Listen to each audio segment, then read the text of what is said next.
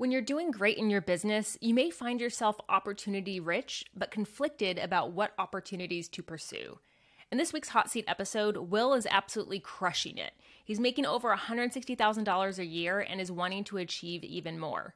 The trouble is, he has a lot of directions he can go in and struggles with the idea that if you want it done right, do it yourself. Jonathan helps Will consider his options and explore what it might look like if he were to choose any of the paths he has in front of him. I'll be back at the end to recommend another episode. Enjoy. Will, thanks for your patience, dude. Yeah, of course. So, I mean, same type of thing. We'll start the same way and go down a few different paths, I'm sure, with you, because we'll have a bit different conversation as well. But if you can just share who you are, who you work with, and how you want to jump off this conversation today, I guess. Yeah, that's a good question. I've been trying to organize my brain this whole time. So I'm Will Marshall, owner of Marshall Fitness. I work with former athletes, get them back to preseason fitness, without brutal workouts or restrictive diets. And I was thinking about the last time I did this, which was, I think, late last summer. Yeah, it was a while ago. And, we talked about hiring. Mm-hmm. I think that was like the main thing. And so at the time, I brought on my sister for a brief amount of time to help me with programming. And I went through a period of time where I didn't feel like I needed the help. And so that's kind of been something that went away, and now it's coming back. And I'm at 30 clients right now. I mean, overall last year. So my goal, when I did OTA 1, my goal was to hit 30 clients. And now I've been averaging around there, probably between like 26 and 30. At my highest, I was at 34. Mm-hmm. My goal was to make, 100K by 30. I did that last year at 27, hit 104. And now I'm on pace for somewhere between 160, 180 for this year. Okay. I'm all by myself basically, except for when I have my sister helping me with programming, stuff like that. And I just bought a house. I'm closing on a house next Tuesday. Cool. So I'm the other 10% of the time I manage 2 other properties that were left to myself and my siblings. And so this first house is me stepping into the real estate market for myself, which I know I've heard you speak about before, John. And so managing those things, I'm still involved with soccer. 2 years ago, I was a professional coach, doing both, like my business and coaching pro soccer at the same time. Did that for 2 years. Once my business got to grow to a certain point, I was like, I can't, leave the thing I started from scratch. And so I left professional soccer to continue to do this. Mm-hmm. Right. I do miss the game, but that's kind of how it is right now. And then recently I started a podcast, which is gaining some traction as well with a friend of mine. So I have all these things going on. Right. And all good things. And so I guess I don't really know what the real question is that I have. Because the other thing last time was, we talked about do you scale or do you, kind of be okay with making, whether it's between 100 and 150K. And I don't think I'm the person that's okay with just being the same level. But I think the scaling aspect, does require a hire. And I kind of resonate with what Casey was saying, where, I'm so much if you want it done right, you got to do it yourself type person. That's the whole reason I'm self-employed. And so I have such a hard time.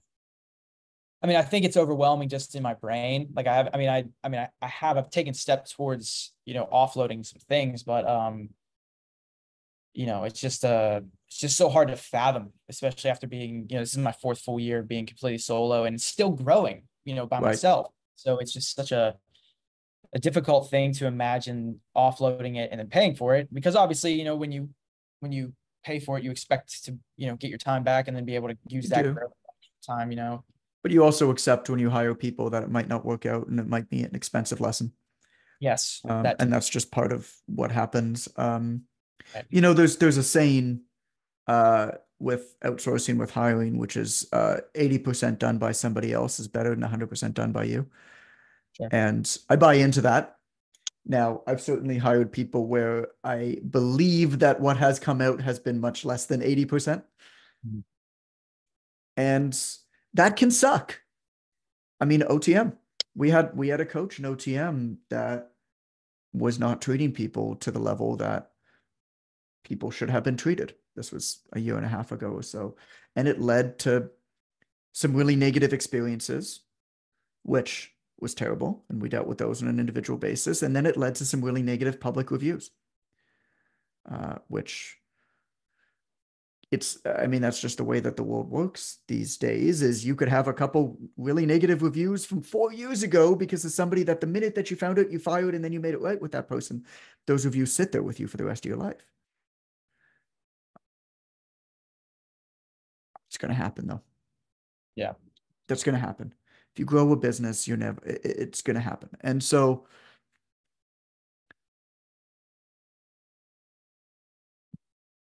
there comes a time, I think, when you just have to kind of be okay with that and rip the Band-Aid off and self-select for genuinely good people to work with you.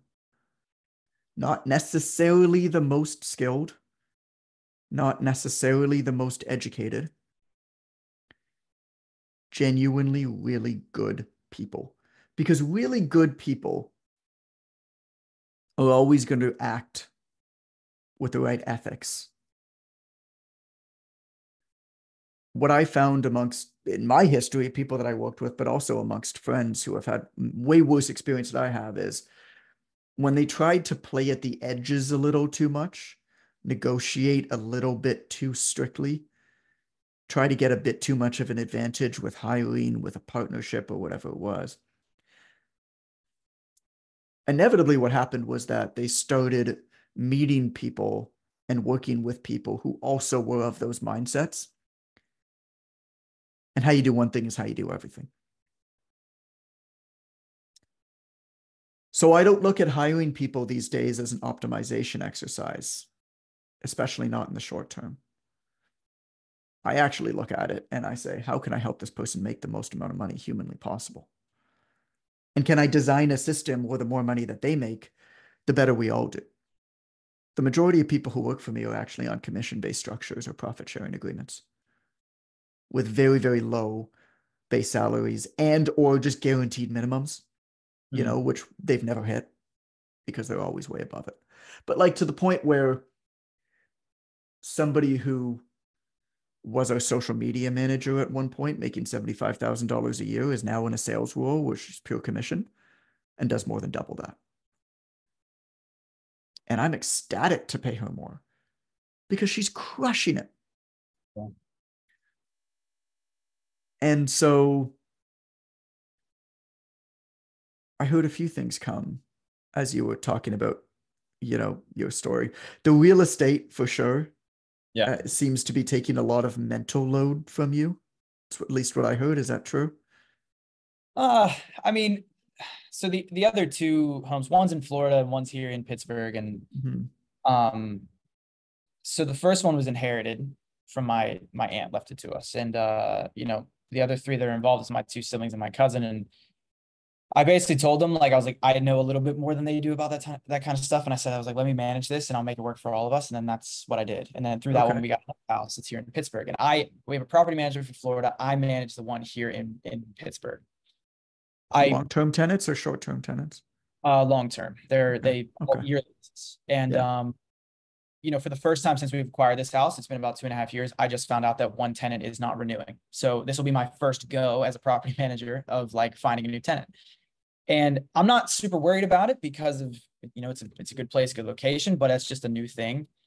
I mean, this house that I'm buying, like the purpose of buying it is, I mean, I got an FHA loan. I'm going to live in it for a year. And then when I'm ready to move out, I'll move out and hang on to it and rent it out. And, back when I was coaching soccer, one of the assistant coaches said to me, because shared an office with this guy, we always talked about business and things. And he kind of asked me, he was like, are you just, using your business to then create the capital to then invest in real estate? And I was like, I've never thought about it that way, but I mean, maybe.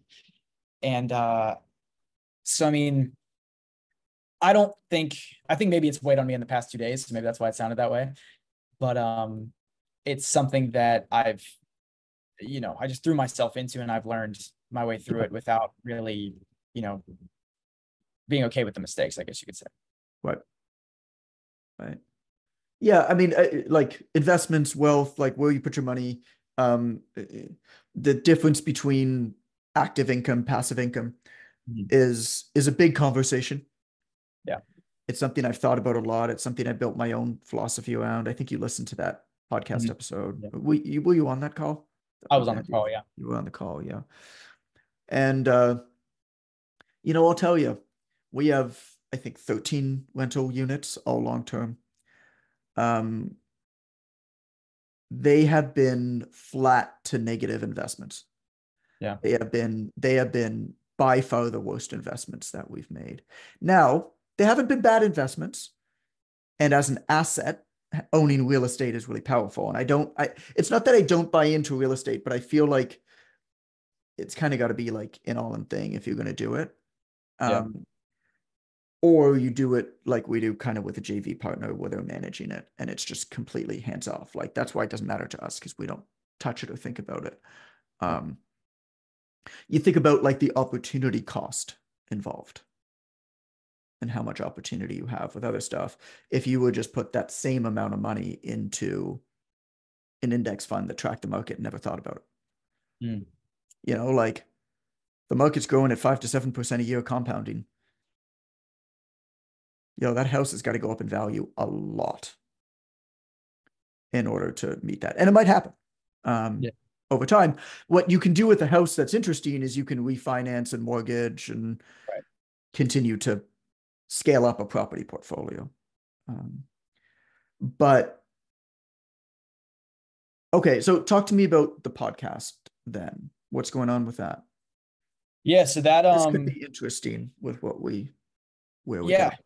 It started last year with a someone from my hometown reached out to me about being a client, and I mean he essentially didn't sign on to the program. I just gave him some advice really, and he went and lost 30 pounds. He became my biggest fan, and he came to me and was like, do you want to start a YouTube channel? And I was like, sure. And so he was all willing to do all the behind the scenes, all the production stuff. And he was just kind of like, for both of us, it was just, we're just going to do it and we're going to learn along the way. And then he wanted to start a podcast, which I wasn't super into at the time because I just know how much work it, takes to get it rolling. And you got to have, the quality equipment, all that stuff. And so we did it. And then he ends up moving away. And then I have another friend who's very into audio visual, works as a marketing, he works for marketing for Carnegie Mellon right now.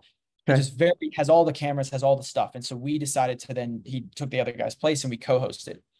And it's great. I mean, the quality increased 10 times. I mean, we've got microphones, good cameras, good editing. And we just put out our 14th episode. We release every 2 weeks, and we call the Above Average Podcast. And our tagline is we talk to people who are above average in mindset and action.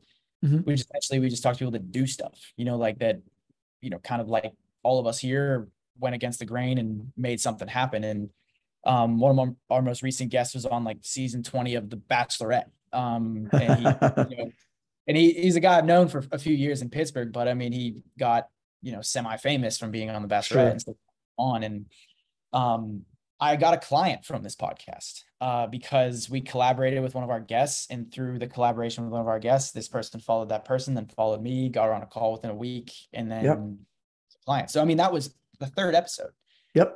Podcasts are powerful. Yeah. And it's been great. It's fun to do. It can feel like a lot of work at times, just managing people and managing the clips and all that stuff. But it's one of those things that, if anything, I have experience in like starting something from nothing and then being okay with it going slow for a little bit until it gets some traction. And that's what I feel like this has been.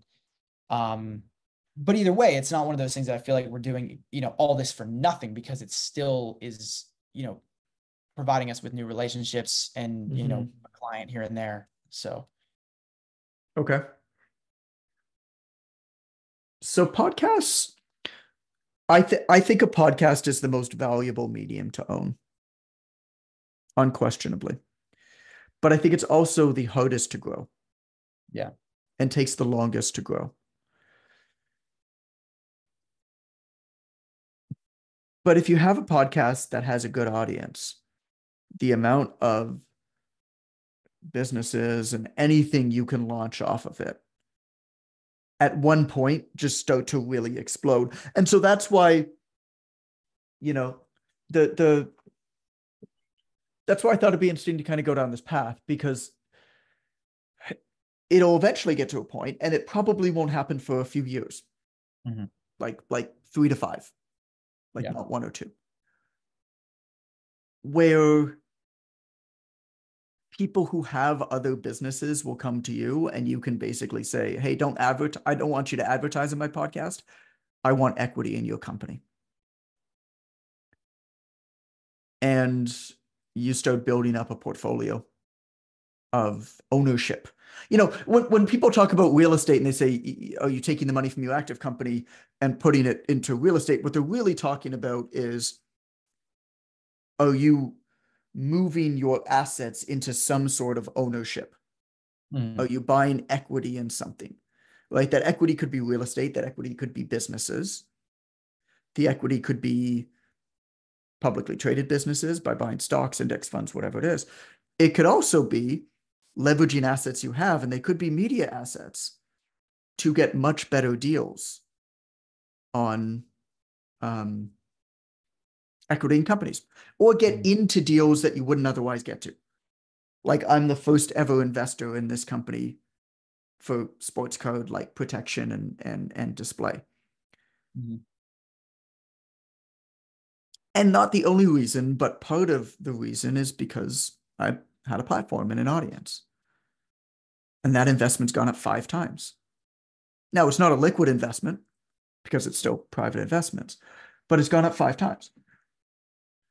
So you have access to stuff with a podcast. So that's why I like the position that you're in is interesting, and there's no right or wrong, and there's no better or worse. But the question is, what do you invest into?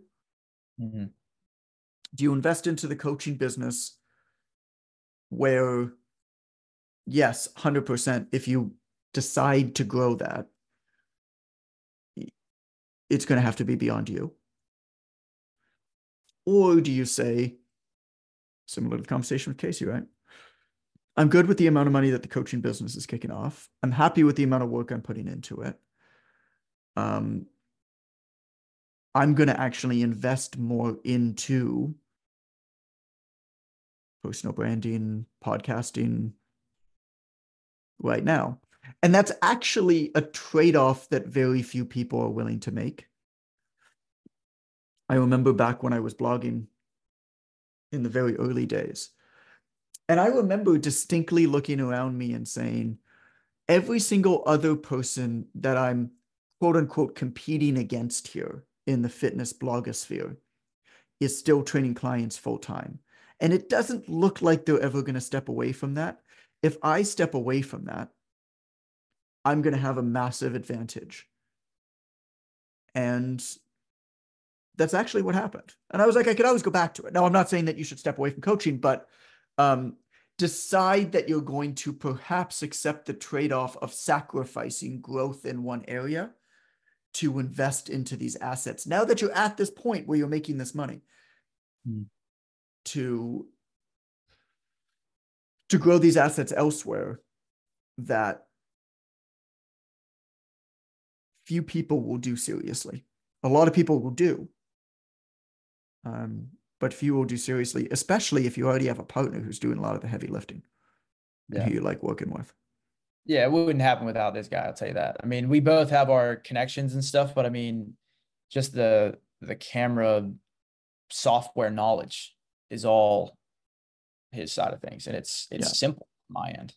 Yeah.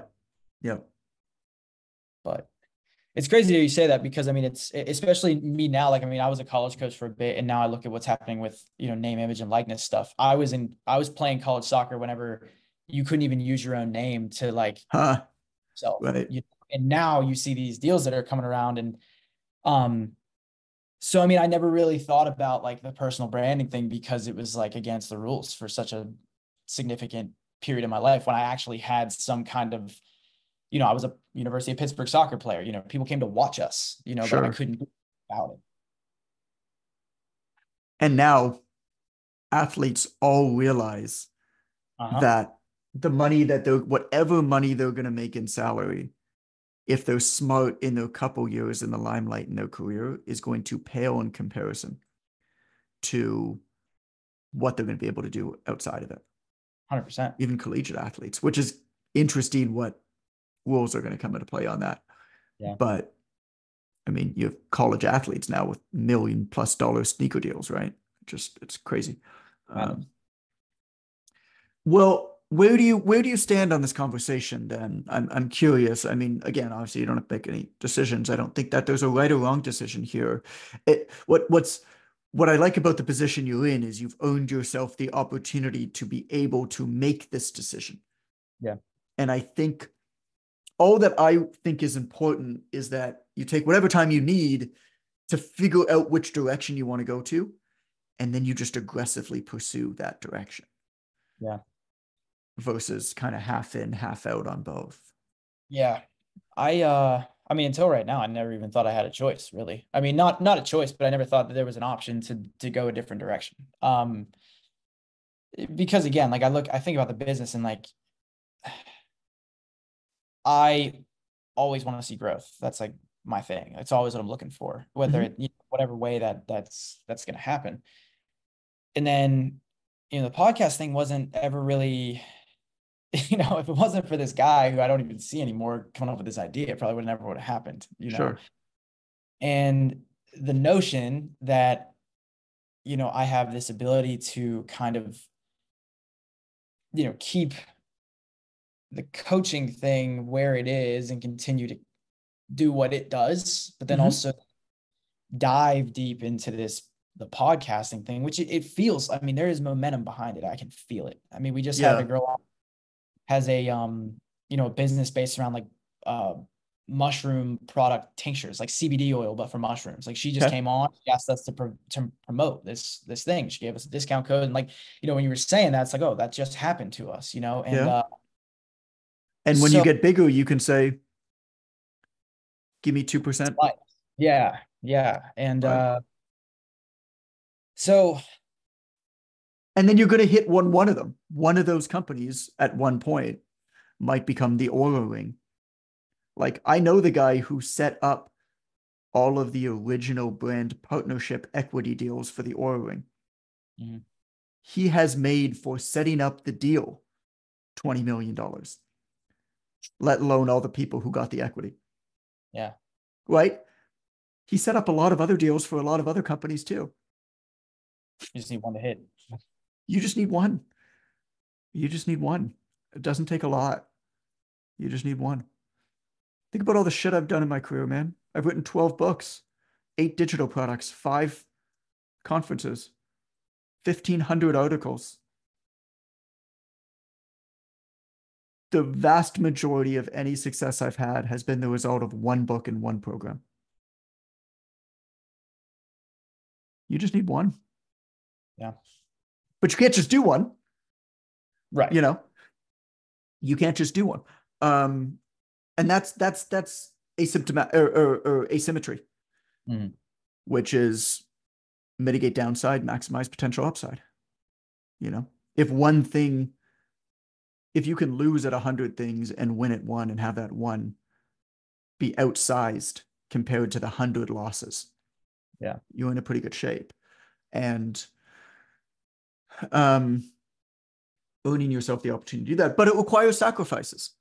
And I tell you this from experience, and this is not me telling you what to do, but I tell you this from experience. My business did not grow last year. It was the same as the year before. And it was wonderful because it didn't grow, but it still made more than enough money, more money than I ever thought that I would make.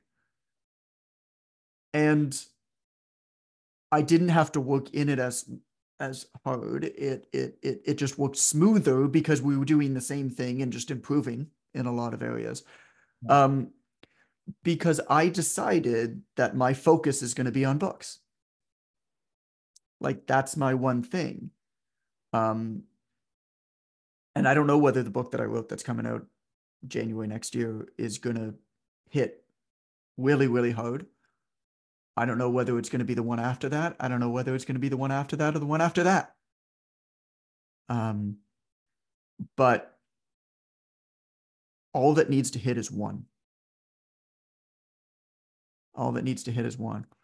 And in order for me to put the required effort into that thing, I have to be okay with putting less effort into my active company. And if you look at the thought leaders, the business thought leaders who are out there, if you look a little bit more carefully, you'll notice a few things. Number one is the business that they actually run often isn't very good, or was good at one point and now is either not good or doesn't even operate anymore.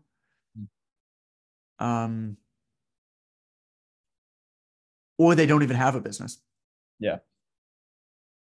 Right. And their business is being a communicator, which is a very important business too.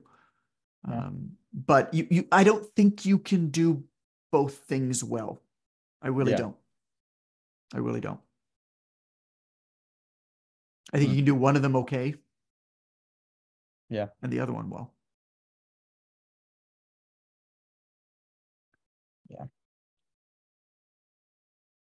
Well, I mean, there's a lot to marinate on there, I think, but I don't think I realized that I was in the position that I was in until right now. It's a good position. You've earned it. Yeah. No, I appreciate that. Yeah. It's because I think my thing is too, is that I'm okay. Like I've been the thing about, coaching soccer sports. I mean, with soccer, like, now you see the change in like kids coming up where they get benched their first varsity game and they quit. Yeah. I was a part of the generation, thankfully, that didn't deal with that. So, I mean, I have no issue with doing lots of things and seeing them out and just where it goes, in terms of the one needs to hit. Like, I mean, I'm willing to commit like 3 years to a podcast. Like that's fine with me. My contention is that, and my approach now is that I only take on projects that I'm willing to commit to for a minimum of 3 years. I won't take on a single project if I'm not willing to make that project a priority for a minimum of 3 years. Yeah. I just don't do it. Oh, Doesn't mean I don't think it's a good opportunity. Yeah. It's just, how many things can you possibly do? Right. And I think a lot of things work. The reason that they don't work is, we jump off too fast. We never become an expert and just put a piece of fish on rice. We try to make the sushi too fancy. Right? Yeah. All right, Will, man, appreciate you. All right. Thanks, John. Thank you for doing this. Amber here. Thanks for listening in. This episode was from a group call from Jonathan's online trainer mentorship, where we host hot seats every 2 weeks. The mentorship is where we take anyone doing from $1,000 to $20,000 a month or more and help them scale up. If that sounds like something you'd be interested in learning more about, please DM the word mentor to Jonathan on Instagram @itscoachgoodman. If you're looking for another episode to listen to right now, I'm going to send you way back to episode 90, How to Hire. Hiring help using conventional wisdom as a small business creates unnecessary work. It's a lot more simple than you think. In this episode, you'll learn why you shouldn't be doing interviews, what you do and don't need to know when hiring someone, and where to actually find people to hire. Again, that's episode 90, How to Hire. Thanks again for listening, and we'll catch you next week.